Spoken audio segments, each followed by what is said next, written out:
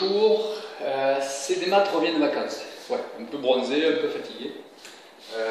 Mais bon, il le fallait. Ouais. Donc une petite vidéo pour voilà, pas forcément corriger, mais commenter le sujet de maths du bac, donc de Terminal S. Je fais que Terminal S, les autres séries n'en parlent pas.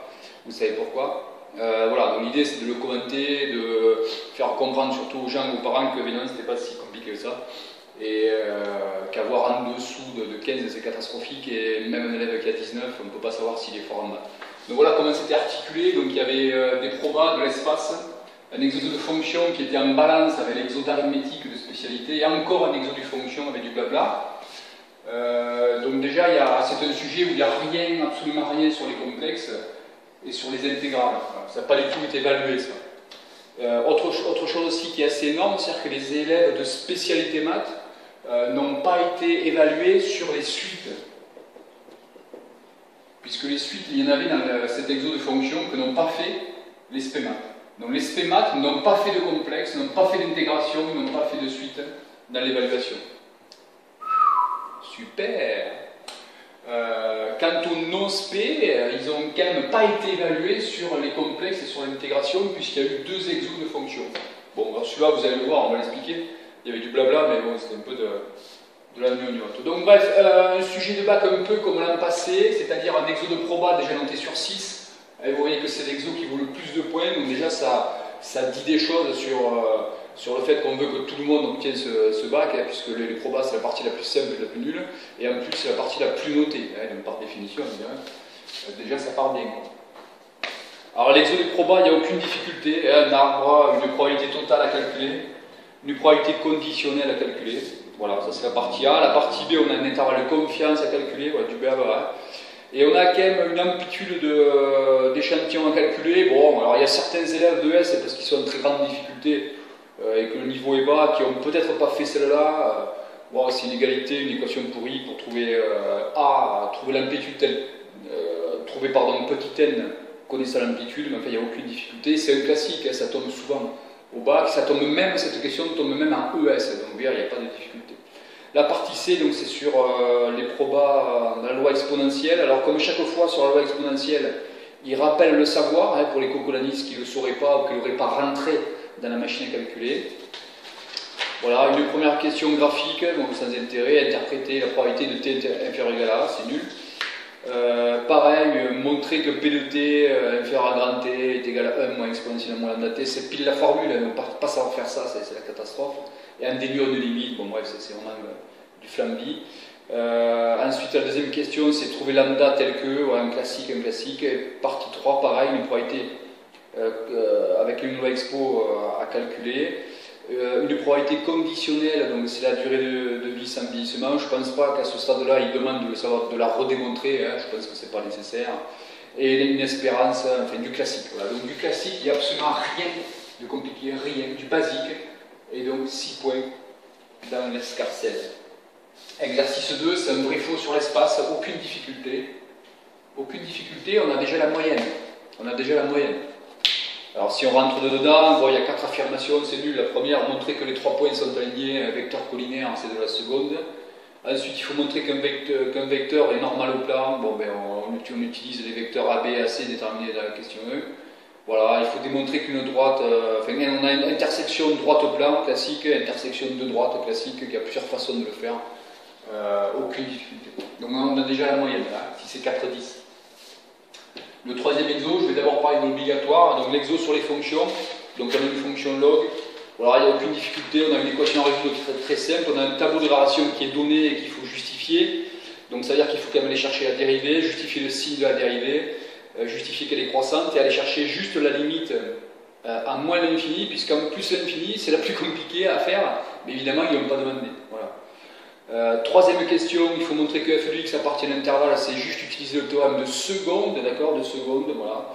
Et un algorithme qui est toujours pareil, un seuil classique, où il n'y a absolument rien de spécial, qu'il faut faire mouliner avec la machine calculée, trouver la réponse, voilà, donc il n'y a vraiment rien de compliqué. On est toujours dans du basique, et on a 15, voilà, 15 sur 20, hein. On ne sait pas si on est fort en maths encore. Hein. Dernier exercice, alors lui c'est formidable, dernier exercice. il va être considéré comme difficile parce qu'il y a la fonction tangente. Waouh, aïe aïe aïe, j'ai peur du mot, voilà. Sauf que ce mot il est quand même introduit dès la troisième, hein, je ne vais pas vous affoler, mais on va y revenir. Voilà, ça reste un exo de fonction du blabla, classique depuis l'année dernière ou 2 ans au bac S, puisqu'ils veulent faire comprendre aux élèves les mathématiques par du ludique, alors qu'évidemment c'est pas ça qu'il faut faire, d'où le niveau des élèves, entre parenthèses, bas donc, niveau bas. Voilà, bon, alors le blabla, évidemment, on en a rien ciré, hein, que ce soit un terrain de rugby et tout ça, on s'en tape complètement. Je vais juste dessiner ça quand même, parce que je vais vous faire comprendre un truc. Là, il y a E, A, B, T, et là, il y a X. Alors, première question, en utilisant le triangle machin, il faut exprimer tangente alpha et tangente bêta. Alors, alpha, je ne sais plus ce que c'est. On note alpha, la mesure en lien de ETA. ETA, voilà, donc ça c'est alpha. Ok. Et bêta, ETB. Et bêta, c'est ça, d'accord. D'accord. Et donc nous, le gamma, c'est ATB. Donc le gamma, c'est ça. D'accord. Allez, c'est bon. Donc exprimer tangente alpha et tangente bêta. Donc là, on est pile en troisième, d'accord. C'est opposé sur adjacent, c'est de la troisième. Super, c'est vraiment très compliqué. Deuxième question, montrer que la fonction tangente est strictement croissante. Waouh, une question très très compliquée. Hein, montrer qu'une fonction est croissante. Mais depuis la première S, on sait qu'il faut dériver. Enfin, on n'a pas que ça comme outil, mais en tout cas, l'outil grosse cavalerie, c'est le dérivé. On fait du U sur B, on n'en parle plus, quoi. Tout en sachant que cette fonction tangente, c'est une fonction de référence qu'il faudrait connaître. Hein, en terminale, il faudrait connaître cette fonction. Comme la fonction cos et la fonction sin. Mais comme c'est pas du programme, on la donne à faire en se grattant la nuit en disant c'est compliqué, évidemment. Que donc, voilà, donc aucune difficulté.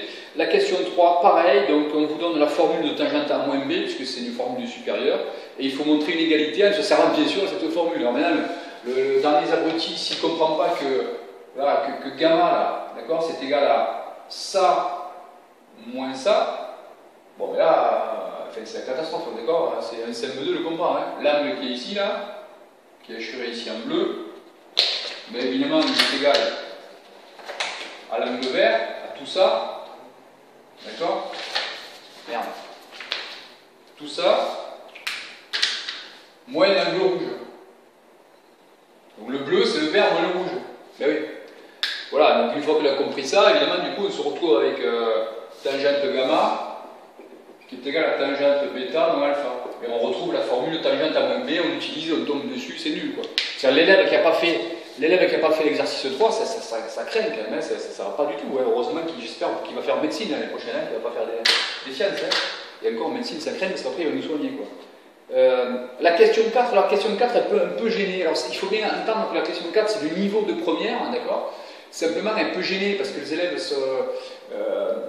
voilà, ils n'ont pas de niveau, etc. Donc il faut correctement justifier. En fait, ça fait appel, pour les élèves, ça fait appel à ce que vous avez appris en première sur le sens de relation des fonctions k fois u et 1 sur u. Voilà, quelque chose comme ça. Donc il faut correctement le rédiger. Donc c'est sûr qu'il y en a qui aiment mieux galérer, qui ne savent pas trop comment faire, etc. Mais admettons qu'on comprenne rien, qu'on soit un vrai cocodanis, c'est écrit quand même, hein, c'est écrit. Montrer que ça correspond à un minimum de la fonction qui est donnée. Donc si on n'est pas trop con, on se dit ok, j'arrive pas à montrer ça. Mais bien sûr que là maintenant mon objectif c'est d'aller chercher le minimum de cette fonction. Voilà, et donc pareil, on dérive et comme par hasard, on va tomber sur un minimum et voilà, c'est terminé quoi. Enfin, je veux dire, il n'y a rien de compliqué. À partir du moment où on a la valeur, à partir du moment où on a la valeur de x qui correspond donc à ce minimum de fonction, on a donc le maximum de gamma. Voilà, et du coup on a l'angle, alors on a l'angle bien sûr en faisant arc tangente moins 1, mais ce type de process on l'a déjà en troisième, hein, donc voilà, en troisième ils font pareil les mecs, hein, quand ils ont tangente x égale a, pour avoir x ils font arc tangente, d'accord. Voilà, donc un exercice qui se rapproche quand même de la troisième, hein, et que beaucoup d'élèves qui sont malheureusement un peu forts ont dû galérer, voilà. Donc en conclusion, on a donc un sujet de maths pour les obligatoires, où en effet, même si on a 19 sur 20, on ne peut pas savoir si on est fort en maths. On ne peut pas savoir si on est fort en maths, d'accord. L'exo d'arithmétique, je vais vite l'expliquer, je ne veux pas que la vidéo soit trop longue. Alors l'exo d'arithmétique, c'est toujours pareil, l'arithmétique c'est un peu plus compliqué, ça commence à être de vraies maths. Bon, enfin, en arithmétique, en général, en SP, il y a des gens qui tiennent un peu plus la route. Bon, je bois un café quand même, c'est pour me réveiller. Après, il faut que je tourne la vidéo sur le bruit. Donc, bref, c'est quoi? Alors, on a une équation de droite. Ouais, alors petit a, il faut montrer que si x, y est un couple d'entiers relatifs, alors 15x moins 12y divisé par 3, donc ça c'est faisable par une quatrième, hein, il faut factoriser par 3, là, voilà. Existe-t-il au moins un point dont les coordonnées sont deux entiers relatifs? Ouais, alors il faut manipuler l'expression, mais on voit que ça ne marche pas là. C'est quand même un sujet là, d'arithmétique où ça commence à être un peu des maths quand même, donc c'est intéressant. Il faut quand même manipuler pas mal l'expression. Bon, voilà, donc le petit 1 c'est un cas particulier, d'accord? On vous donne les valeurs de MNPQ, et après il y a des généralisations. Bon, voilà. Et dans la généralisation, il ne se passe rien quand même. Je crois 2, on suppose que la droite comporte un point de coordonnées. Donc en remarquant que MY est un entier relatif, il ne faut même pas presque le bon, il faut quand même l'expliquer, mais c'est direct que tout est entier relatif. Il faut démontrer que Q divise NP, donc toujours pareil, on part de l'équation de la droite, enfin, on part de ce qu'on sait, hein, c'est pas un scoop en maths. Et voilà, et j'imagine, on part de l'équation de la droite, on va multiplier par n et q, on y tombe direct. Donc il y a une manipulation d'expression, on y tombe direct. En déduisant que q divise n, c'est le théorème de Gauss direct, donc on n'en parle même pas. La question 3, ça va être la réciproque. Le petit a, c'est le théorème de Bézout, pareil, presque direct, fait indirect. Et le petit p, en déduisant qu'il existe, pareil, il faut manipuler les expressions, et on va y tomber. Voilà. Le 4, c'est un exemple, d'accord? C'est-à-dire cette fois, on vous donne MNPQ. Et est-ce que ça admet un point dont les coordonnées sont les entiers relatifs? Donc c'est donc une application de ce qu'on vient de faire, bien sûr. Et le 5e, c'est un algorithme qui correspond à ce qu'on vient de faire. Donc qu'est-ce qu'il fait l'algorithme? Bien sûr, il va déterminer s'il existe, il va déterminer les coordonnées, on va dire, entières d'un point de cette droite dont l'abscisse est la plus proche de 0. Voilà. Donc même si on ne comprend pas les algorithmes, même si c'est un peu le bordel au niveau de l'œil, de l'aspect, l'intérieur de l'algorithme, comme d'habitude, il fait ce qu'on est en train d'étudier. Voilà, donc c'est pas non plus, il n'y a rien d'exceptionnel dans cet exo de SP, mais ça reste de l'aspect. Voilà, pour les non-SP, ils vont dire que c'est compliqué. Pour les SP qui ne sont pas très forts, certains ont du gabarit. Donc attention quand même pour les SP, parce que pour les SP, sachant qu'ils ont un exo calvarymétique qui est toujours plus délicat, bien sûr, et puis l'exo 4, où la plupart des élèves ont dû galérer, bon, attention, les élèves de SP, peut-être qu'ils peuvent avoir des notes inférieures à des élèves d'obligatoire, alors qu'ils sont au-dessus. Voilà. Maintenant, je répète, et ce sera mon dernier mot, un élève qui a 19 sur 20, on ne peut pas conclure s'il est fort en maths au vu du sujet qui a été proposé, d'accord? Voilà, donc un sujet qui va permettre à beaucoup d'élèves d'avoir la moyenne alors qu'ils sont en très très grande difficulté, et un élève qui a 19 ne permet pas de savoir s'il est fort en maths. Donc voilà le sujet de cette année en maths pour les terminales S. Les autres séries, j'en parle pas, par respect pour la matière. A bientôt les amis, à bientôt, ciao ciao. Oui, je m'emballe, mais j'ai oublié de parler des suites. Voilà, j'ai oublié de parler des suites. Là. Les suites qui ont été évaluées dans l'exercice des fonctions obligatoires. Donc on va en parler vite fait. Bon, ça ne remet pas en cause tout ce qui a été dit hein, sur le côté facile de l'épreuve. Mais quand même, voilà, il y a une partie B là, dans l'exercice des fonctions, il y a une partie B qui concerne les suites. Alors déjà, évidemment, une partie B qui concerne les suites, c'est qu'obligatoirement on va se servir de ce qui a été fait dans la partie A et des fonctions, et c'est le cas. Voilà, il n'y a aucune difficulté, il y a 4 questions. C'est une suite définie par récurrence. Il faut montrer au petit 1 par récurrence que U de n appartient à 0,1. Donc c'est immédiat grâce au sens de variation de la fonction f de la partie A. Étudier les variations de la suite au petit 2. Pareil, c'est immédiat grâce à l'expression récurrente de la suite. Montrer que la suite converge, pareil. On le déduit des questions 1 et 2 de façon immédiate.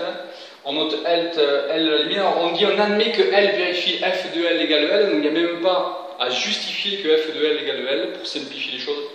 Et en déduire la valeur de L, et bien là encore il n'y a rien à faire, puisque dans la partie A, on a déjà résolu f de x égale x. Voilà.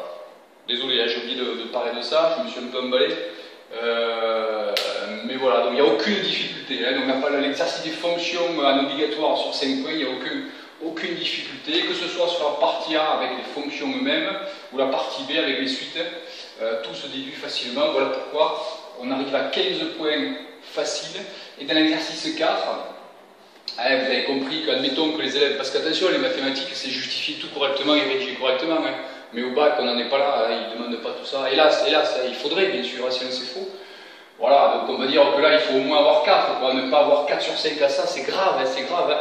Et d'où 15 et 4, 19, ça ne remet pas en cause ce que j'ai dit précédemment. Hein. Bon, et voilà, donc là, j'espère avoir été complet et que ça permettra aux parents et à ceux qui regardent la vidéo de comprendre en fait ce qui est évalué en terminale, c'est-à-dire quand même assez peu de choses, et donc une évaluation qui est très facile, qui permet à n'importe quel élève en très grande difficulté d'avoir un score et une bonne note, mais attention après évidemment à ce qu'on fait derrière, tout dépend de ce qu'on fait derrière en fait, le premier là. Voilà, à bientôt et à bientôt. Ciao ciao.